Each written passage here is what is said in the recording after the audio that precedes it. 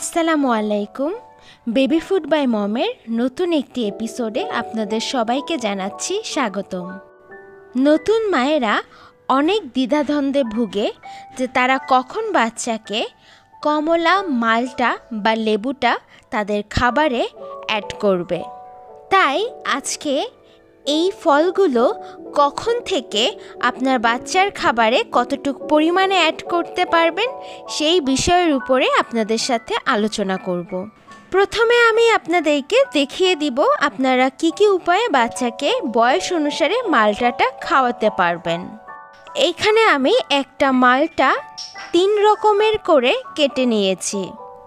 2 টুকরো মালটা আমি স্লাইস করে কেটে নিয়েছি, আর অর্ধেক মালটা আমি এভাবে ছুলে কেটে নিয়েছি। তার ভিতরে আমি কয়েক টুকরা মালটা এরকম কিউব করে কেটে নিয়েছি। যেসব বাচ্চাদের এখনও দাঁত ওঠেনি সেসব বাচ্চাদের ক্ষেত্রে আপনারা এরকম স্লাইস করা মালটাটা দিতে পারেন। আর যে সকল বাচ্চার 1টি বা 2টি দাঁত উঠেছে তারা এরকম কিউব করা মালটাটাও বাচ্চার সামনে অফার করতে পারেন। এতে করে তাদের নিজে খাওয়ার প্রবণতাটা বেড়ে যাবে। এছাড়া আপনারা এই সম্পূর্ণ ছোলা মালটাটা স্লাইস করে কেটেও বাচ্চার হাতে দিতে পারেন। এতে করে বাচ্চার গলাতে আটকে যাওয়ার কোনো রকমেই সম্ভাবনা থাকবে না। এই ফলটিতে প্রচুর পরিমাণে পুষ্টিগুণ রয়েছে। এতে রয়েছে vitamin C, B, calcium, potassium, phosphorus.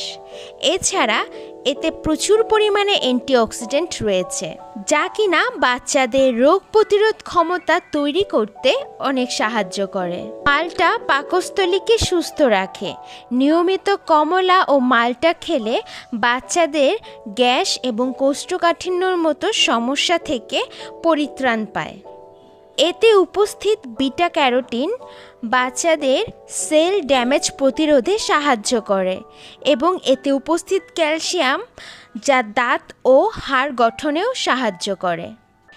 এছাড়া সবথেকে গুরুত্বপূর্ণ যে উপকারটা আমরা এই মালটা বা কমলা থেকে পেয়ে থাকি তা হলো এটি বাচ্চাদের সর্দি, নাক বন্ধ থাকা, টনসিলের সমস্যা, গলা ব্যথা, জ্বর ভাব, হাঁচি কাশি এবং ঠান্ডাজনিত বিভিন্ন ধরনের সমস্যা থেকে পরিত্রাণ দেয়।